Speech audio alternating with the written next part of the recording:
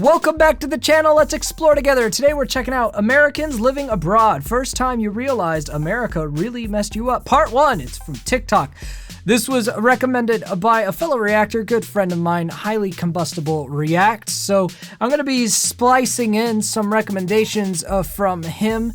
These are videos that he said he enjoyed and his audience enjoyed. So if it's good enough for him, it's obviously good enough for me. So I'm always up for some American U.S. slander. I think the way I'm approaching this in my head is I want to see how many of these things I already know are a scam that we suffer through in the U.S., but it says how's the U.S. messed us up. So I'm not sure if this is like emotional damage or just finding out that certain laws in the U.S. are stupid. Wherever they're going with it, I want to know, I'm curious to see how many of these I already know. I don't live abroad, but I've definitely traveled outside of the country and tried to stay cultured. So I'd like to know how many of these did I actually not know about? How many of these did I know about? And how many of these do I maybe not even agree with, like as being a problem? So I'm curious to see where we go. Let's buckle in and find out. If you're an American currently living abroad, what is one time that made you realize that America really... So I've been living in New Zealand for the last 4 years, and at work there was an American flag, and I jokingly went and put my hand over my heart and said the Pledge of Allegiance, and everyone was kind of like, what is that? And I was like, oh, it's the Pledge of Allegiance. So basically growing up every day at school at like 9 o'clock or whatever, we would all stand up and the whole class would recite the Pledge of Allegiance. See, I don't remember doing a lot of Pledge of Allegiance stuff. I remember, oddly, the place that I remember would do that kind of crap was the church more than anything. The church loves America. But that's definitely one that I've never seen as it messing me up personally, but I do see the little patriots it creates. And just think about that. I pledge allegiance to the flag of the United States of America. I mean, can't get much more patriotic extremism brainwashed than that. But I don't think it works on anyone who's smart. Oops, sorry, New Zealand girl, since it worked on you. Girl who's in New Zealand now. If it worked on you, sorry. Maybe you're not smart, and that's okay. But you became wise and realized that it shouldn't have worked on you. With our hands over our hearts to the American flag in the corner of the room. And my coworkers were like, what? And, when you say it out loud, it sounds a bit culty. If you're an American currently living abroad, what is one We're time gonna keep that made watching you this realize intro? that America Okay. really... So when I was in high school, I was a lifeguard, and during my lifeguard training, they taught us that before we even administered first aid or CPR, we had to ask for consent to avoid being sued. Now, fast forward a couple of years. Yeah, this should be common knowledge to everyone living in the U.S., how ridiculous our lawsuits and healthcare system are. This is a double wham. Our healthcare system's a joke, but our legal system is an equal joke. They've both been monetized to joking proportions. Our healthcare has been monetized to the fact that it's the most inflated cost healthcare ever. The insurance companies are not to blame. Everyone always wants to scapegoat the insurance companies. No, the insurance companies are just fronting whatever bill the hospitals are allowed to get away with. So, that's a joke because it got monetized in all the wrong ways. And then you could sue for anything in this country. In other countries, you'll get laughed out of court like you should. Here, my hamburger was too hot. $3 million, please. And somehow you get it. It's a joke. Frickin' joke. It's surprising how many people, though, live in the U.S. completely oblivious to the fact that these things are not okay or normal, or will defend them. And I'm in London as a waitress, and my company sends me to go do CPR training. And while I'm there, they go over the same stuff that I learned in the States, but I notice that they're completely glossing over this one particular area. So I raise my hand and I ask, what are the laws here? Like, how do you avoid being sued if something goes wrong? To which every single person in the room starts laughing at me. Rightfully so. Says, oh, you're American, right? Yeah, no one here is going to sue you for trying to save their life. An American currently living abroad, what is one time that made you realize that America really matters? So in the U.S., I regularly get pneumonia. Sometimes I get like pneumonia and bronchitis. But you live in a big city, I bet. If you live in big city America, the air quality, and you could get an air quality index. is garbage. Also, if you're not a victim of bad air quality, if you're not from a big city, this guy's problem could also be that his doctor has prescribed him antibiotics far too many times. Antibiotics are something that you shouldn't prescribe very often. And in most parts of the world, you don't prescribe very often because obviously as a medical professional, you know not to, but there's a lot of cash incentive for hospitals to overprescribe antibiotics in the U.S. So I'm assuming we're going one of those two directions of tomfoolery in the country. We'll see which. Pretty much all, like clockwork, I get it. I had just moved to Scotland for my master's, and I was coming down with a respiratory infection like I do every year. It was just the early onsets of pneumonia, but normally I wait to the point of where I'm literally unable to breathe before I go to the doctor because it's expensive in the US. Well, here I was like, you know what? We're just going to the expensive doctor route. We went more basic with it. I guess we're not going to find out why he has this every year. We're just going to find out the fact that it's not expensive everywhere else, because of course it's not. That's a US thing. God bless America. Here, I paid for the NHS. Let me go get it. Saw a doctor, gave me a prescription. I went to the pharmacy to pick up my medication. Something that I literally would not be able to afford with my minimum wage job and being a full-time student. They gave it to me for free because it was necessary, and I almost cried in the pharmacy. Tears were welling in my eyes. This one time that made you realize that America really messed you up? Okay, so I live in New York now, but I used to live in England, and one time I was out at this bar with my friends, and these two cops walked by. And one of my friends was like, oh, I wonder why there are cops out right now. And I looked at the cops, and I got really confused, and I was like, those are cops? And my friends were like, yeah. And I was like, they don't... Yeah, in other countries, you don't have a militant police force. This is the thing I don't understand. I do understand from a mental perspective, especially since America has a reputation of being very culturally ignorant for a reason. It's so far from something I can relate to as someone who was raised in the U.S. as well. I don't think it's because I was raised by my Latino family. Half my family's Latino. I'm Latino, and they were very Americanized, aside from the Spanglish. So I don't think it was that. I don't know. I don't feel like my family did anything that special to make me cultured, but it's how could you not know how the rest of the world exists, especially with the internet? High-speed internet started to become a thing when I was in high school. So how would you just not notice the rest of the world when the World Wide Web literally connects the world in a wide web? I don't get it. But this is just the case for a lot of people. They have no idea. They think that a militant police force is just how the rest of the world goes. Third world countries, sure. There's a lot of things normal in the U.S. that are only normal in third world countries or developing nations, whatever they're called today, whatever PC crowd wants to call it. But if you know anything, you know that's not normal. The cops don't necessarily need to get, even in the 90s when I was growing up, they had to pass new legislation to give cops assault rifles. They didn't have those before, but they needed assault rifles because of all the guns being pushed up north from the cartel in Mexico. So now the Crip and the Blood in LA, where I grew up, were fully armed with fully automatic and semi-automatic rifles, so the police had to approve a tax increase to get full body armor and assault rifles to combat the newly armed giant rival gangs of LA. Long rant, but all this to say, I don't know how this goes missed on so many American citizens. They don't have guns. And everyone was like, why would they have guns? They were so aghast at that question, and I realized in that moment and learned that guns, there are so few guns in the UK, and it's such not an issue that the everyday cop does not carry a gun.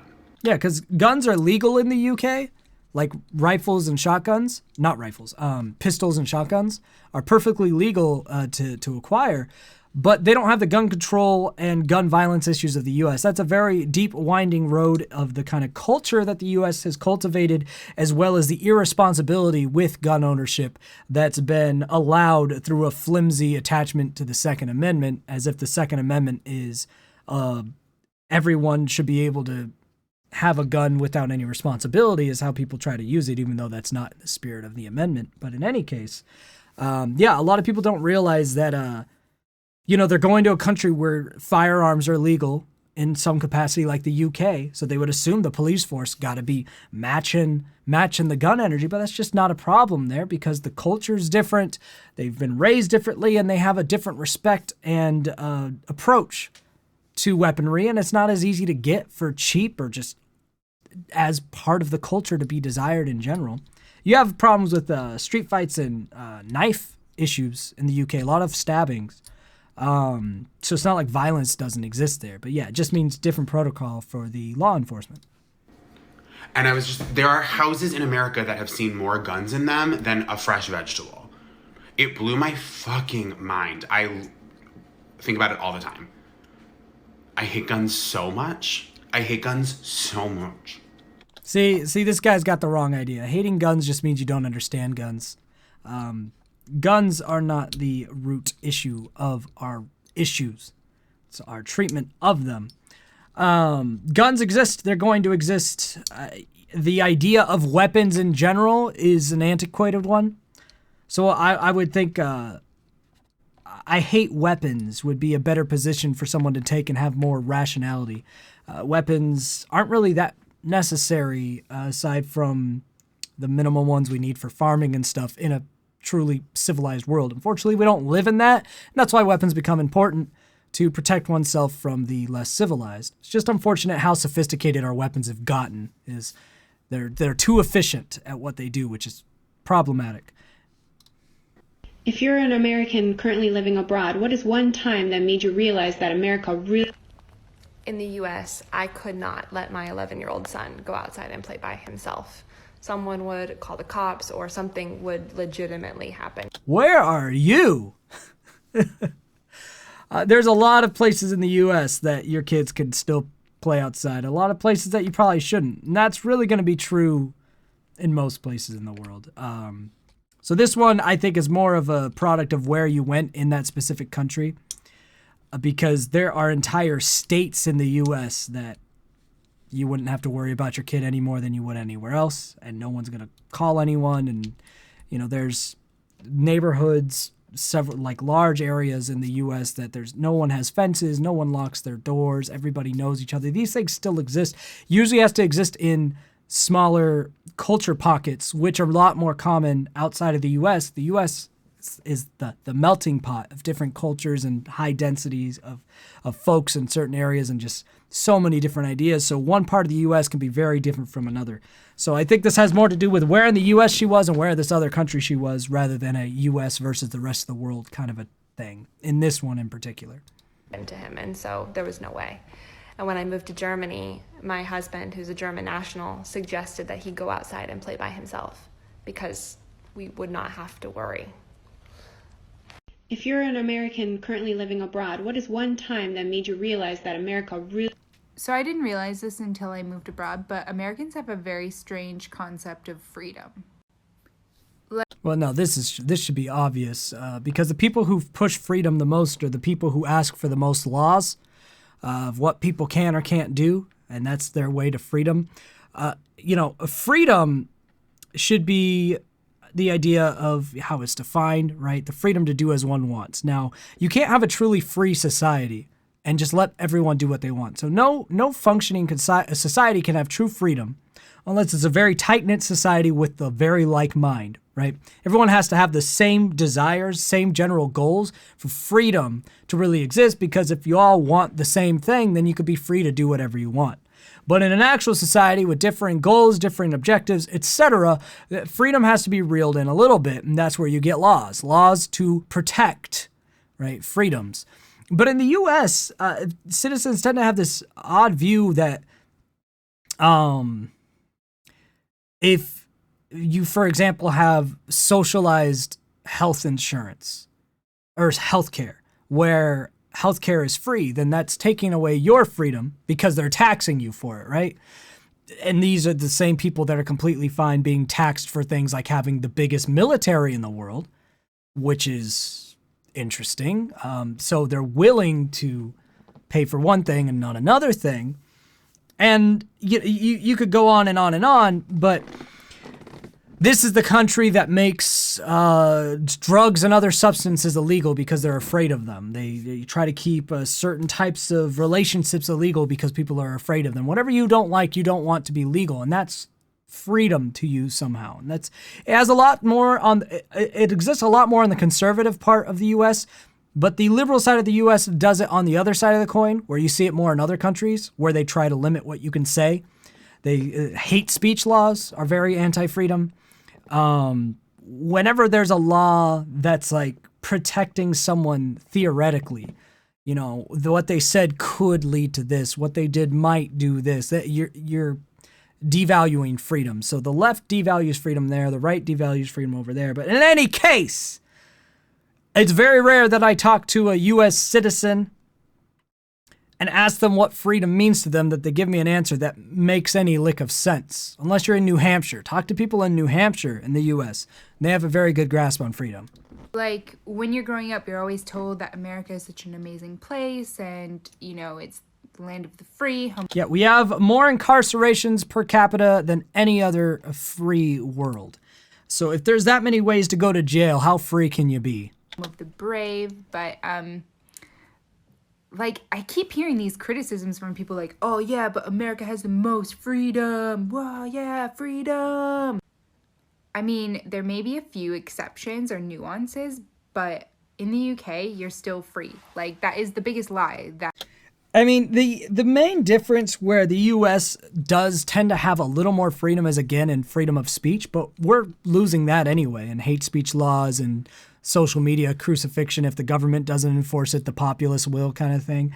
So the only sort of stronghold the U.S. still maintained in freedom, which is you could say whatever the heck you want and not have any worry that something's going to go wrong, that's been disintegrating. So I think if you look at freedom indexes from like multiple third parties, like multiple different people have researched this, the U.S. never even cracks the top 10. It's nowhere close for freest nations. And it's pretty obvious if you've ever traveled outside the U.S. how many things you can't do here that aren't a safety measure that are just a control measure. It's something that I wish more U.S. citizens were aware of. That Americans are ever told that there aren't other free places. Like, I don't understand. And if I'm being perfectly honest, I feel like the concept is kind of destroying American democracy. How ironic. Like, they need to kind of understand that they need to work on things to make themselves better and more free for their citizens. American currently living abroad, what is one time that made you realize that America really messed you up? Okay, so I'm not currently living abroad, but I did live in Australia for a few months. And one night while I was there, I got a little bit too crazy and I ended up on public transportation without a phone. And I had to find my way back to my apartment and I got lost. And while I got off the tram to get onto a different tram to take me home, a middle-aged gentleman came up to me and I immediately went into attack mode and I was like going to kill him. And he was like, no, I was just going to tell you which tram to take to get back to Preston. I feel like the same exact interaction could happen in the U.S. I was confused as to when she said Australia, because Australia is actually quite similar in a lot of ways to the U.S. culturally, socially, and otherwise, government-wise as well. So I was like, I was wondering, what's the big crazy thing different in Australia? Listen, lady. Most of the time when someone approaches you, public transit or otherwise, they're trying to help.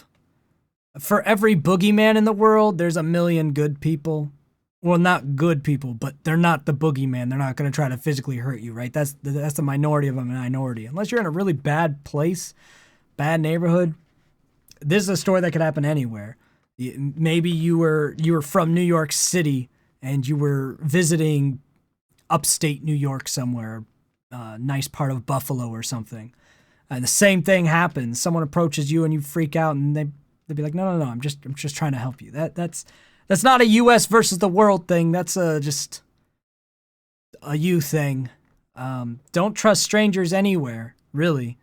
But it doesn't mean you need to be in attack mode when one approaches you automatically either. Just be be ready in case, because there are crappy people everywhere, every part of the world. And that was when I realized that in Australia, I didn't need to be afraid. Like, granted, take... No, you still need to be afraid. Everywhere you are, especially if you're inebriated, you're alone, always have a reasonable amount of fear to keep your adrenaline ready if crap goes down. Precautions, but I didn't need to be afraid of every man. You don't need to be afraid of every man in the U.S. I think this lady's just kind of exposing herself as not the brightest. But in America, I still am. Yeah, you're just not bright. It's okay. If you're an American currently living abroad, what is one time that made you realize that America... So I don't live abroad anymore, but for half of 2018, I lived in Germany, and I have so many stories. The town that I lived in had... I've noticed like 90% of these people, like I'm a dry person, right? So a lot of people interpret my dryness as being pretentious or arrogant or whatever else. It's really not. It's just I'm dry and direct. I feel like to get to that air, there has to be a little more intentionality to what you're doing. And I've noticed a lot of that intentionality. All these people are like, oh, you see, when I was living abroad, and they're all super cocky and arrogant within weird words. I just want us to share stories, okay? I don't need you to try to get on a soapbox about it.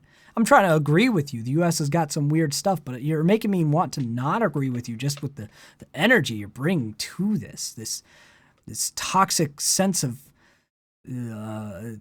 cynicism and self-importance because what? Because you lived outside the country for a month? Congratulations. Like, chill out. Man. Like, I want to agree with the message, but the messengers need to relax. Some of these have been much better than others, but this is 2 in a row where I'm like, you gotta just, had like a main plaza area, and there was a cafe in that plaza. So a couple of my other American friends and I decided to try it out one day, and there was a construction site nearby. We heard a really loud bang, and we kind of assumed that someone had fired a gun, and so we like ducked for cover, and then we were looking around frantically. Where are you from that you hear a loud construction bang and you and your group duck for cover? I feel like this story is just made up, because as someone who's lived in places with gunshots that actually happen, that is, people do not just duck immediately because you could tell proximity. What you usually do is you try to find out where the shots are coming from and how far away they might be so that you could be on the ready for where to take cover if you think it's gunshots. But most of the time, you're also, if you're from an area that gunshots are common, you will be able to hear the difference between a bunch of construction stuff falling and a gunshot. One of the only things that's going to sound almost the same if you don't expect it is certain fireworks, because it's an explosion. The sound an explosion makes, which is essentially a small explosion happens when you fire a gun, is very, very distinct. So if you were from somewhere, which seems to be the implication that guns are shooting all the time and you're always afraid of it, you would know what a gun sounds like. Sounds to me that if this is a true story, you guys watch way too much CNN and think that mass shootings are just going to constantly happen no matter where you are. And you're thinking that you're going to be in one of those or something. And so every time you hear a bang, you're ducking and covering. So I don't even believe this story to be legitimate. Yeah, and if it is, this is 2 people in a row that just get the dum-dum award. Trying to find like a place that we could run to or hide to get out of the situation, and then we realized that no one had shot a gun. No, it was a loud bang from the construction site. No, duh, you didn't even need to tell us that part of the story, because anyone with half a brain knows. All it was. We'd been speaking in English, and we all have really obvious American accents, so all the Germans around us gave us these really sad looks, like, oh, these poor, poor Americans. That wouldn't even be the reaction. If that actually happened, people would just laugh at you or look at you like, the hell is wrong with you? Are you stupid? No one would suddenly switch to empathy mode of, oh, you've been so traumatized by the guns in your... Do you know German history? They ain't about to give you sympathy points for your historical traumas. An American currently living abroad, what is one time that made you realize that America really messed you? All right, let's get a winner this time. We started with much stronger personalities. Let's get a winner. Okay, so I moved to Sweden. And when I got here, I wasn't feeling too well, so I went to the doctor. I think we went the wrong direction. The doctor recommended that I get an EKG, an electrocardiogram. Now, instead of worrying about my health, my first reaction was, I'm sorry, I don't know if I can get one of those because I don't know if I'm going to be able to afford it. And this sweet little man, this sweet, amazing doctor goes, did you not pay the like $20 when you got here? I ended up getting a regular EKG. Yeah, we've already talked about this. Our healthcare system is a joke. We don't even have, like, you would think, here's the thing, the argument for our healthcare system would be, well, you pay all that so that we have the best healthcare system in the world. By what measure? I've never seen a single statistic that would support this idea that we have a good healthcare system. Everyone's like, yeah, in these other countries, you're waiting forever to get treatment. Are you? Because I feel like that's just anecdotal. I've never seen, like, true evidence for that. What are you talking about?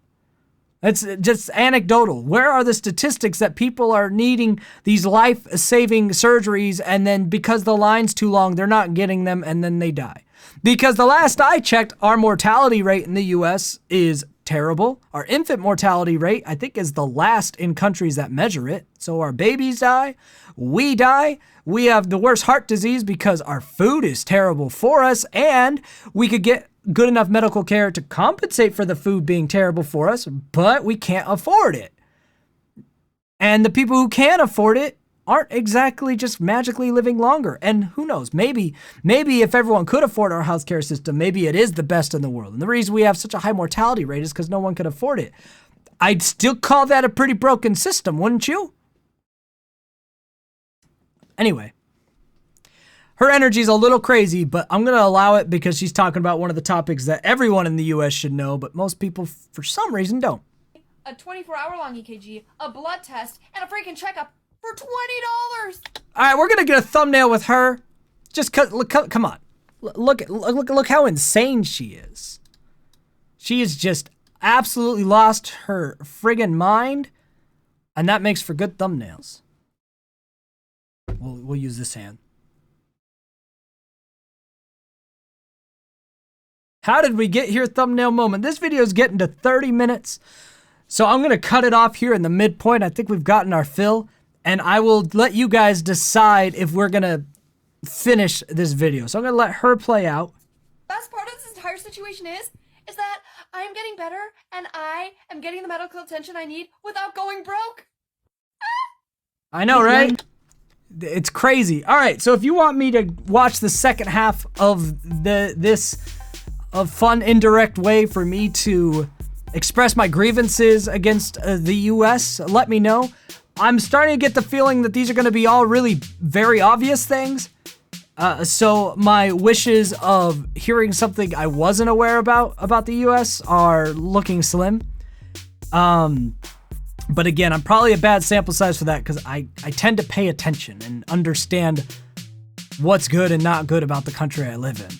So anyway, let me know though if you want to continue this series until we explore again. I'll see you next time.